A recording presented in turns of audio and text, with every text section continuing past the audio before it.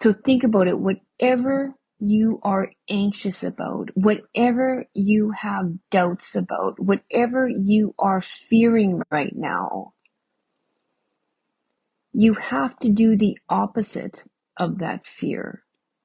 So if you are in doubt about your husband's, I don't know, love for you, what's the opposite of that? Is trusting him more, trusting yourself more in terms of trusting him, to know each single day that I love myself so much, I honor myself so much that I'm going to give myself the gift of trusting.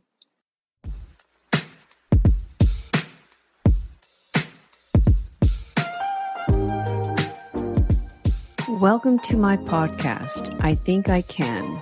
My intention for the podcast is for individuals to begin a transformational journey towards self-awareness and self-actualization.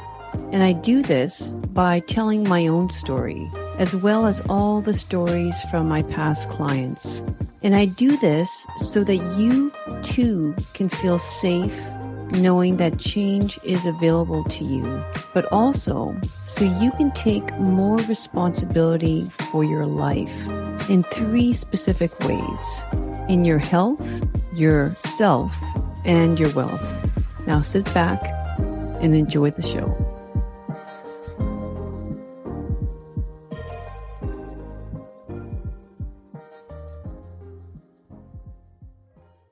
And just a special note about today's podcast episode is that these are my views and the views of my guest, and they are not meant to represent everyone's truth.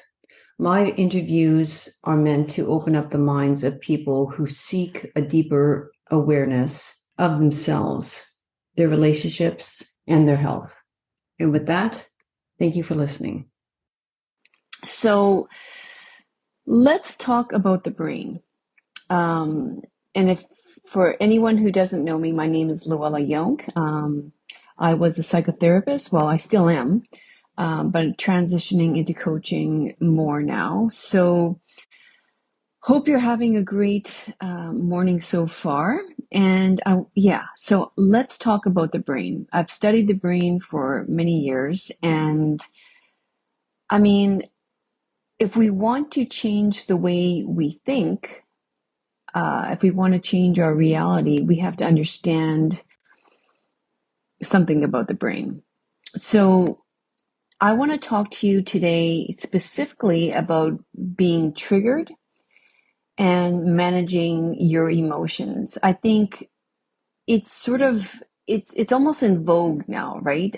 This whole emotional intelligence and understanding our emotions and expressing our emotions, how important that is. It's really drilled into our children nowadays in the schools. All the talk about emotional intelligence and sitting with your emotions, and I think adults are trying to catch up to what's being taught to our children. So yeah, it's super important, and especially this topic because the whole idea of managing our pain is really managing our triggers, or vice versa. Managing our triggers is all about managing our pain.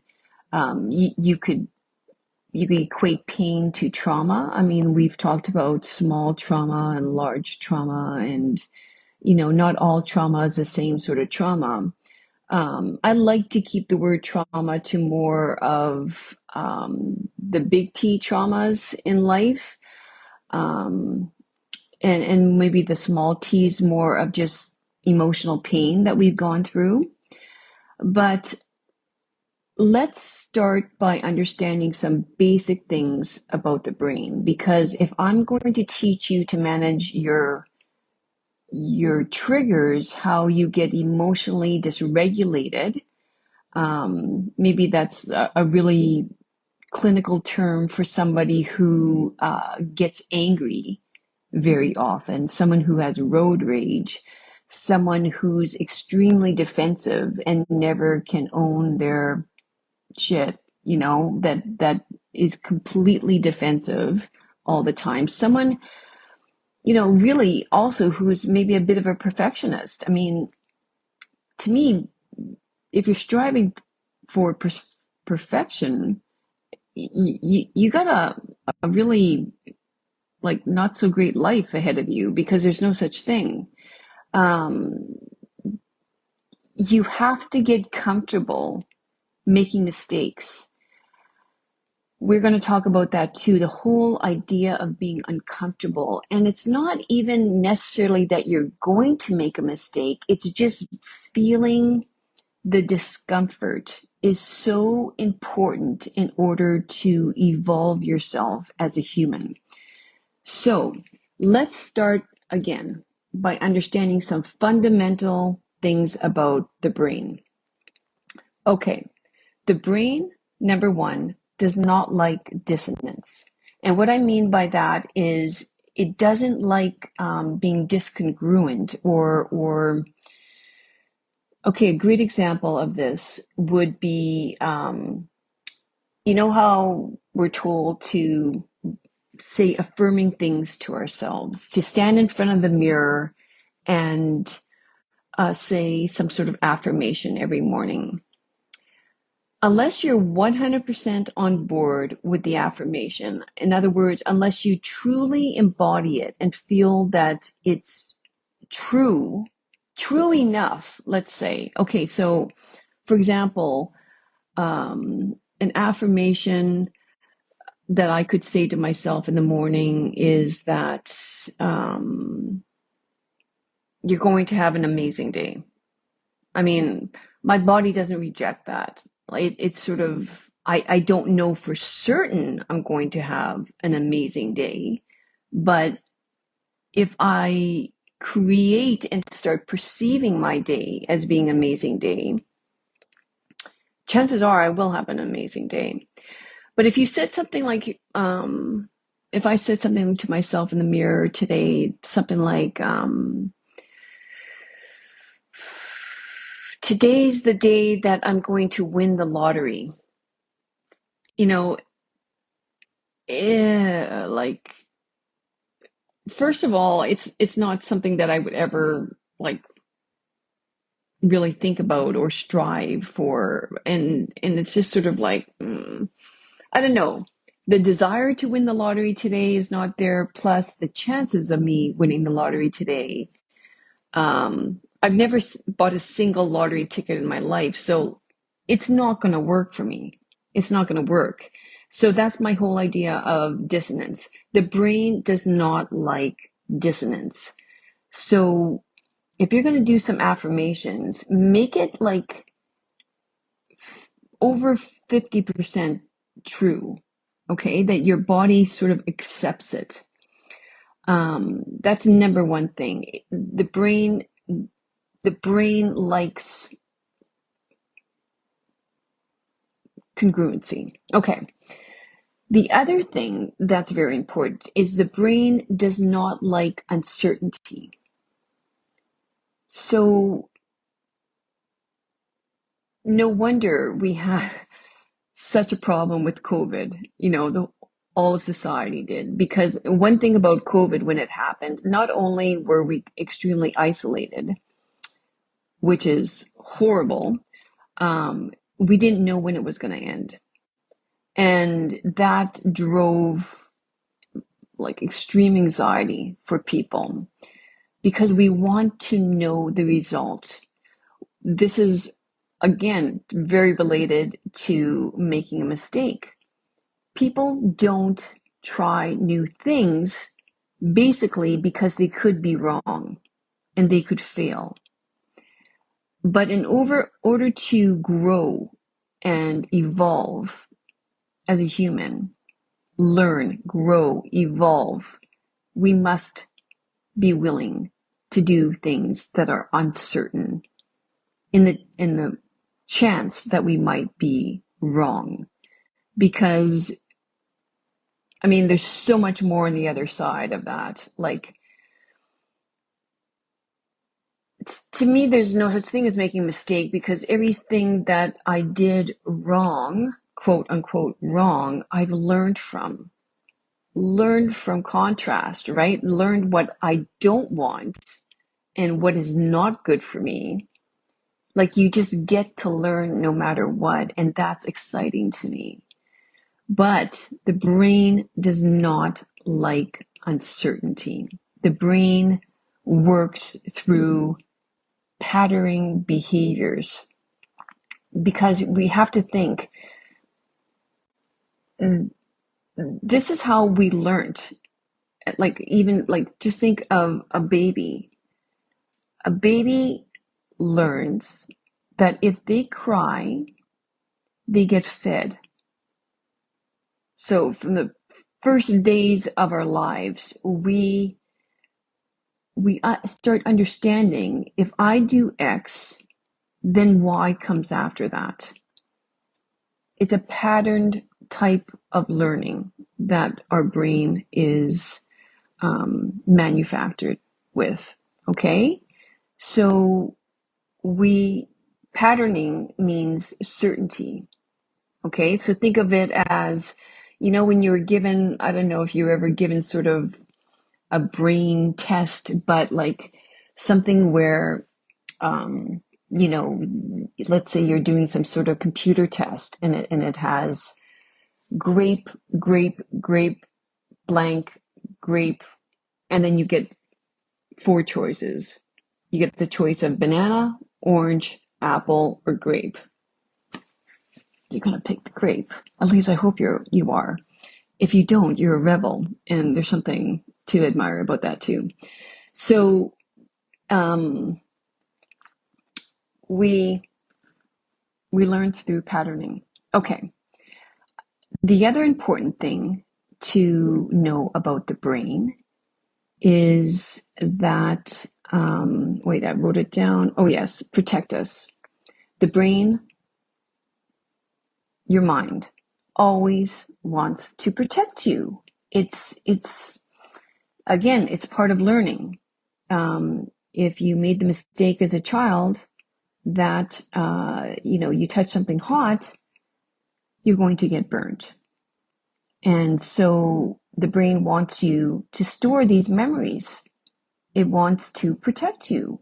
It wants you to know that if you have a large, angry animal approaching you, you run in the other direction. That's what you learn to do. So it's always trying to protect you.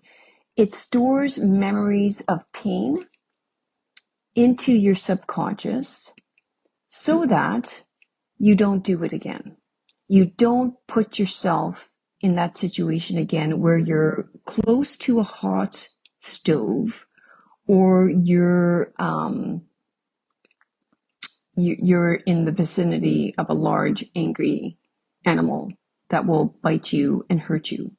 So all of these things are wonderful, and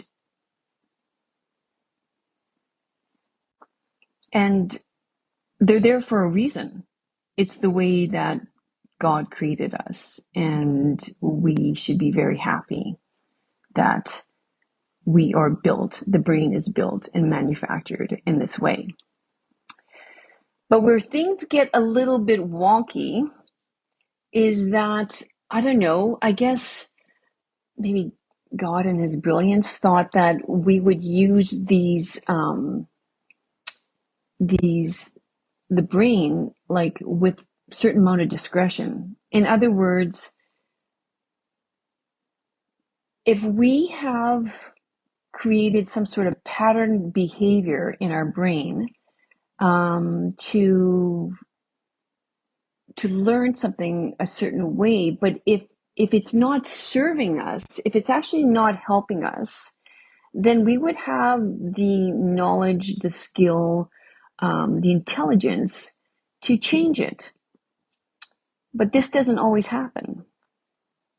because we get very comfortable in the pattern behavior and we start believing that this is what we need to do. So, in other words,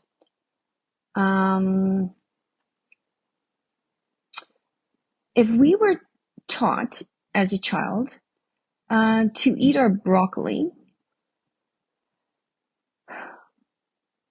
when we didn't really want to eat our broccoli, for example, if we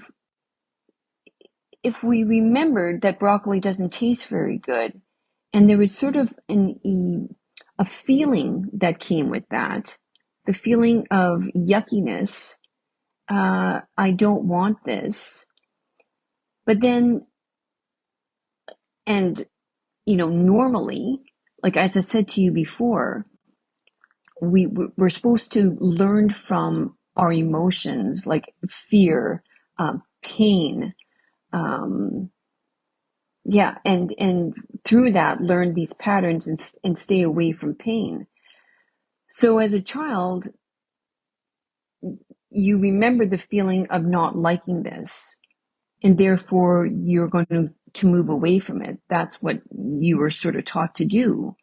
But then all of a sudden you have a parent saying, no, despite the fact that it's not feeling good right now, I want you to eat it anyway. And like now the child's confused. And, like I said to you before, there's a certain amount of dissonance there. It's like, wait a minute, I don't like this. It's feeling like it's not good for me, but you still want me to eat it. So, there's sort of like, we're taught as children to not follow our emotions, to do things that, like if our feelings are telling us something, that we have to push those feelings down. We have to push these emotions down and do it anyway. So no wonder things that feel very uncomfortable to us, we don't allow them to come to the surface. We push them down because we want to feel safe. And when this emotion comes up for us, it's reminding us we have stored memories of not feeling safe. So we're going to push that emotion down. I mean, maybe broccoli wasn't the best example, but let's bring that up to feelings of unworthiness. If we have some sort of stored memory from childhood of speaking our truth, let's say we did it in circle time. We sat down on circle time, you're in kindergarten class, and you talk about how great your weekend was. I don't know, because you built this like great swing and you played on the swing all weekend and it was so fun, and everybody in the circle group starts laughing at you because they think what a stupid thing to do on the weekend, or maybe you even stumbled on your words and you stuttered a little bit and they started laughing at you. Okay, so now you have emotional pain from being laughed at, and that's on repeat because you can't stop thinking about it because it was so hurtful. And anything on repeat gets stored into the subconscious very easily because, think about your brainwashing yourself with these thoughts over and over and over again. So, yeah, there you go. As an adult now, you're asked to give, a speech, and all you can think about is keeping yourself safe. There's no way in hell you're getting up on that stage, right? Like, I mean, public speaking is one of the number one fears that we have. So this is the way it works. But as I said before, I think when God created us this way, I think he felt that we have enough intelligence to realize as an adult that certain patterning behaviors that were created for us as a child will no longer serve us. And therefore, we must get rid of them. But getting rid of them requires getting uncomfortable. And no one wants to get uncomfortable. No one wants to be in discomfort anymore. Think of it. It's sort of like with the click of a button, we can turn on our heat in the house. We can start a fire. We go from an air conditioned house to an air conditioned car to um, an underground like car parking, and we go into an air conditioned office, and no one wants to be uncomfortable anymore. But in order to start really taking control of your life, we must get uncomfortable. So going back to my whole idea of how to manage triggers, how to get a hold of your emotions, how not to be triggered, because we got to realize it's not good being triggered. Okay? It's like being triggered is horrible. Like, because you're losing control of your emotions. You're becoming someone that you really don't want to be, because now you're being controlled by your subconscious, because you're brought right back to that painful moment. So how do we get a hold of our emotions in the moment is where the work is. The only way you're going to be able to do that is by either, like, you can do it before entering an uncomfortable situation. So let's talk about that. Like, I mean, sometimes we don't even know that we're going to be triggered, right? And we're triggered. We don't even expect it to be. I'll talk about that secondly. But first of all, let's say, well, I mean, I could give you the stage, example, but let's do something different. Let's do, okay, let's say you're a guy, and it's the end of the day, and you know that when you come home at the end of the day, I don't know, your wife's home, you have two young children, and you're just like mentally, preparing yourself to go home, and because you know that your wife's often overwhelmed, and she's like so ready to hand over the kids to you because she's dealt with two crazy kids, all day long. And she usually complains a lot, and your house is a complete mess, and dinner hasn't even been started yet. And you know that she's going to nag you about like doing this, doing that, doing this, and that. And you pull up in the driveway, and before you open the car door, you're just kind of going, oh my God, like this is going to be just another nightmare evening ahead. And I can't stand the way she always nags at me. She's such a miserable human being. My kids are going to be all over me. The house is going to be a mess. And you are just visualizing, perceiving the situation a certain way. And you're, again, sort of like emotionally preparing yourself in this way, rather than changing the whole situation by changing your thoughts and choosing different thoughts. And because as you see here, like you did, I mean, you're not a bad guy. Like you didn't just create these like not so nice thoughts from out of the air. They were created through some sort of patterning behavior. Remember, again, your mind likes certainty. So it's going to, it's going to give you the grape, blank grape, and you are, putting grapes in that blank. So it's not really your fault.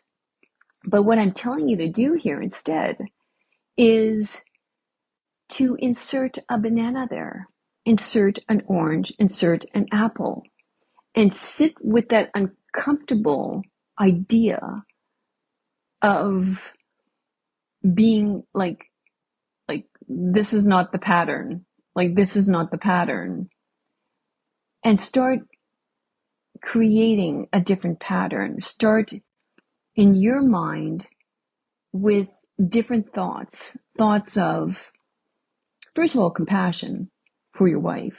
She's had a hard day. But also maybe even going, you know what? I'm going to walk in there and I am going to be so happy to be with my family and be with lively, children that have so much life into them, in them, and be so grateful that my wife has been there all day to take care of them. And I'm going to let her know how grateful I am for her, and for the time that she spent with our children today. And I'm going to, make myself available to help her in any way. And, it's just sort of like go in there with a whole different mindset, a whole different thoughts, and see what happens. That's one way of not being triggered by your, not so great thoughts. And not sticking with the same pattern. Another way is let's say you're horrible with money. Okay, this is the patterning you grew up, right? It's sort of like maybe your parents had difficulty with money all their lives, and you actually almost went bankrupt.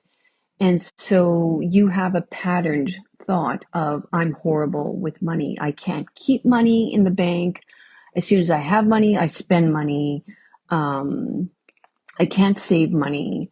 I spend it in all the wrong places. I don't know how to invest. I am just plain horrible with money. I want you to start getting uncomfortable by changing that pattern of thought. I want you to start thinking something like, maybe I am actually good with money. Maybe I manage my money really well. I am actually very good with money. I love money. And I want you to start doing something, exposing yourself to this idea of being a great money manager. And what is a great person, what is someone who's excellent with their money do on a daily basis? Do they actually look at their accounts on a daily basis? Do they actually want to know what their money is doing for them? Probably. So, should I do that? I don't want to do that. I don't want to look at my accounts right now. I don't want to know what's going on with my money. Okay, wait a minute. I said I was going to get uncomfortable. I was going to expose myself to money. So I guess I'm looking at my accounts today.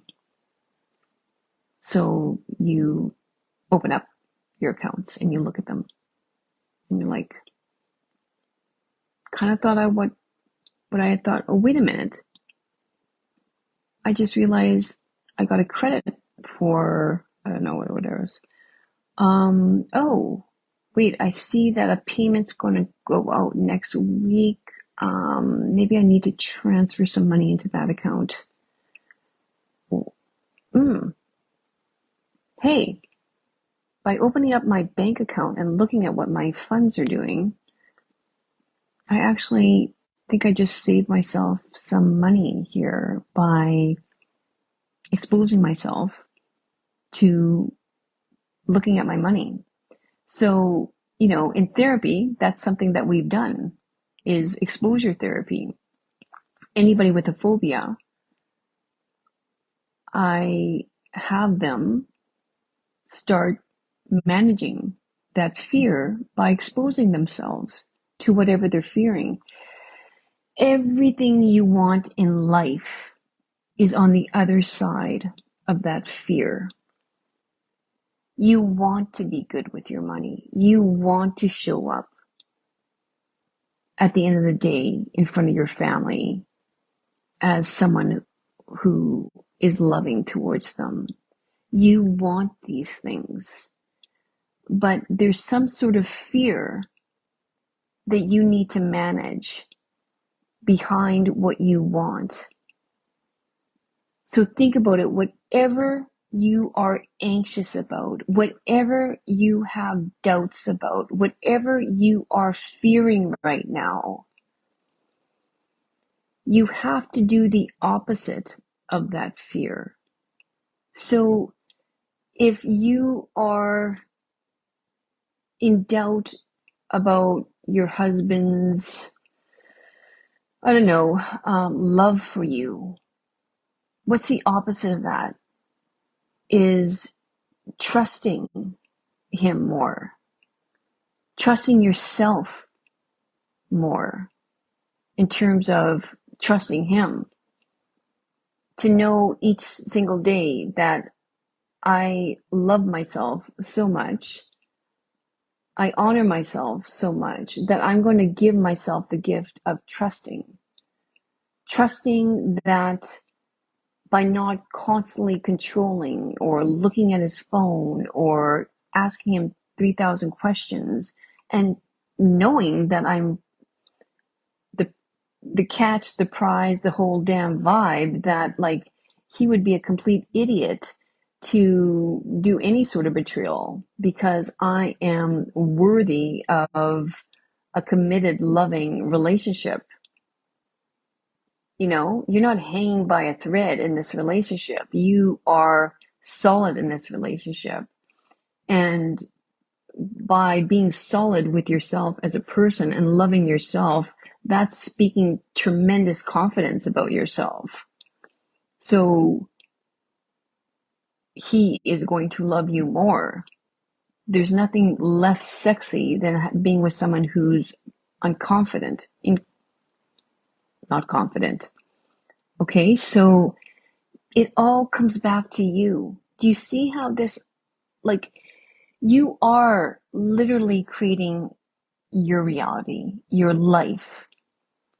And so, the whole idea of trauma and like, you need to stop creating drama by dropping your trauma, dropping the pain that you experienced as a child. That was when you were a child. Your parents did the best to protect you, and thankfully they did. It's important to look both ways before you cross the street. It's important to stay away from things that are hot. It's important to stay away from large, scary animals. Okay, these are all important things. And you know what? Eating broccoli is a good idea. So, like, they were your guides, but they also likely quite often distracted you from feeling your emotions. And part of that was very appropriate because we do need to regulate our emotions. We do. But as an adult, you got to realize what the emotions that you are continually suppressing because of fear and doubt and shame. could potentially be the things that are stopping you from getting what you want out of life. So this is where the work lies, is deciding, what do I desire? What kind of life do I truly desire and want? Why do I not have that right now? And figure out what are the fears that the unprocessed emotions that you're feeling right now that you keep on pushing down below the surface rather than feeling them and taking some action towards getting uncomfortable, because you'll realize that the discomfort will pass when you stay with it. The example I gave to you about looking at your bank account is a fantastic example of that. Is like, just sort of, I didn't ask you to invest like everything you have in this one stock or something like that in order to, do some big move with your money. I asked you to just look at your bank accounts, because that could have caused a little bit of discomfort, because you could be someone who tends to not want to look at your money at all. Like, you can open up your app and look at your bank account. So it's something that I know you can do if you've been very avoidant around your money. You can actually start a conversation with your partner about a certain topic that you've been very scared about bringing up. You can do that. And I know that you're going to be okay, but you need to tell yourself that. You will be okay. You might think right now you're going to perish and die, but you're not. You will be okay. I know you're going to be okay. I know for a fact that no matter what happens, you will be okay. Because I know with unwavering certainty that you're going to have learned something from doing that. And you will grow as a person. You might be totally right. You might have made the perfect choice. And that will be a lesson learned. But if you didn't, if you went down the wrong breadcrumb trail and, deviated from the path of where you should have gone, that will also be a wonderful, wonderful teaching moment. The fact is, you decided to go on this journey. You are desiring something really important for you. You think about it every single day, and you don't yet have it. What is that? And what is the fear, the doubt, the worry, the shame, the anxiety that's behind that? Whatever it is, expose yourself to it. I'm not asking you to jump into the cold lake. I'm asking you to stick your foot in, stick your toe in, and realize it's not that bad. It's not that bad. You can do it. Okay? So I hope this was of help for you today, and thanks for listening, and I'll see you soon. Bye. Thanks once again for joining me on another great episode of I Think I Can podcast.